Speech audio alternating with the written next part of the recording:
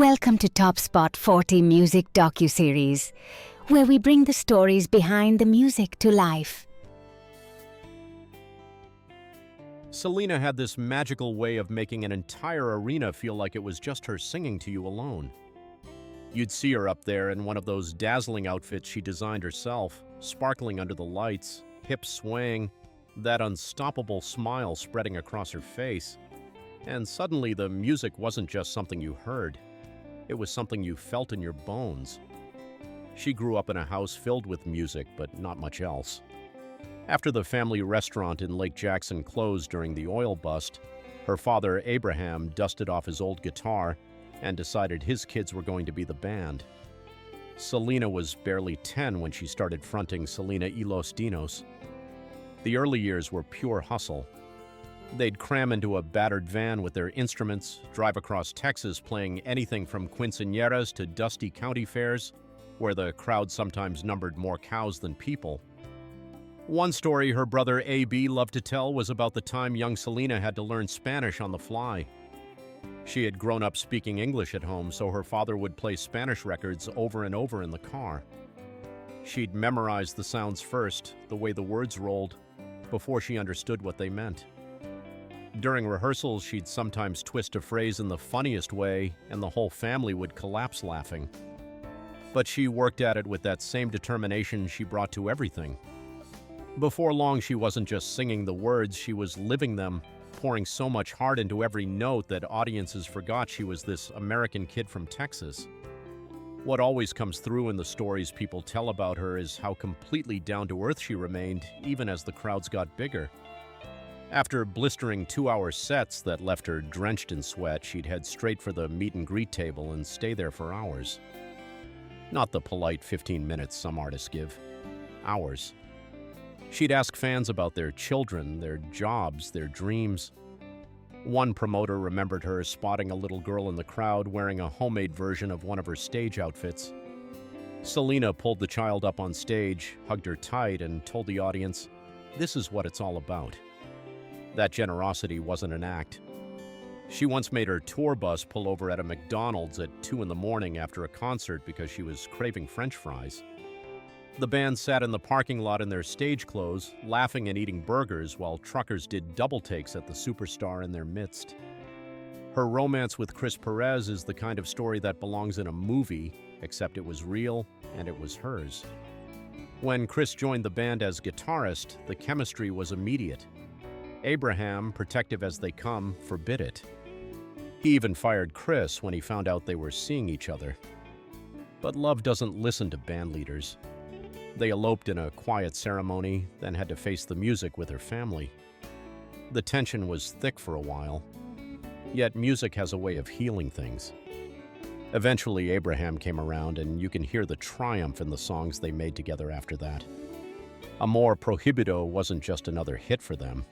It was their story set to music, that sweet ache of young love fighting against the world and winning. By the early 90s, she had become the undisputed Queen of Tejano music, a genre that had mostly been dominated by men with accordion-heavy traditional sounds. Selena brought something fresh, bright, and completely joyful to it. She mixed in cumbia rhythms, pop sensibility, even touches of the disco record she loved as a kid. But she was never satisfied with just ruling one kingdom. She wanted to cross over, really cross over. She started recording English-language songs in secret, working with top producers, dreaming of the day she could stand on stages beside her heroes like Paula Abdul and Whitney Houston. You could feel the excitement building.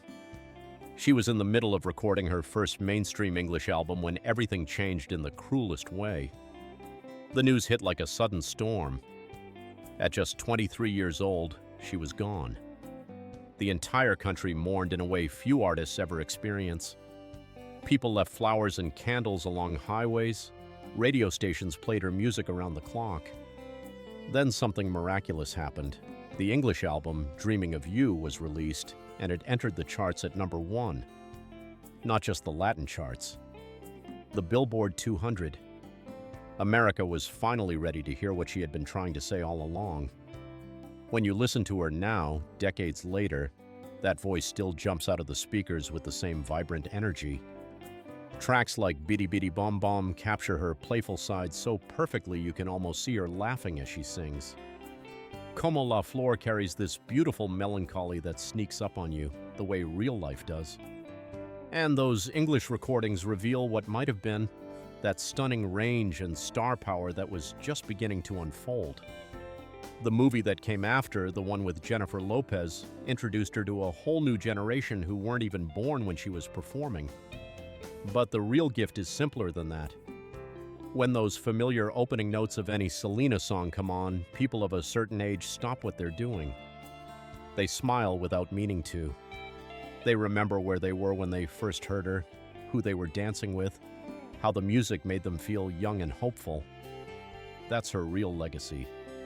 Not the awards or the sales figures, but this living, breathing connection she still maintains with anyone who's ever felt like an outsider with big dreams. She showed us that you could honor where you came from while reaching for everything the world had to offer. That joy could be a form of revolution. That one young woman from Corpus Christi with a big voice and an even bigger heart could unite families, bridge cultures, and leave behind music that still feels like sunshine even on the cloudiest days. So go ahead, put on Fotos y Recuerdos, or No Me Queda Más, or any of those songs that made her who she was. Close your eyes for a moment. You'll hear more than music. You'll hear a young woman who lived every single day like it was the biggest stage in the world, smiling that unstoppable smile, inviting all of us to dance right alongside her.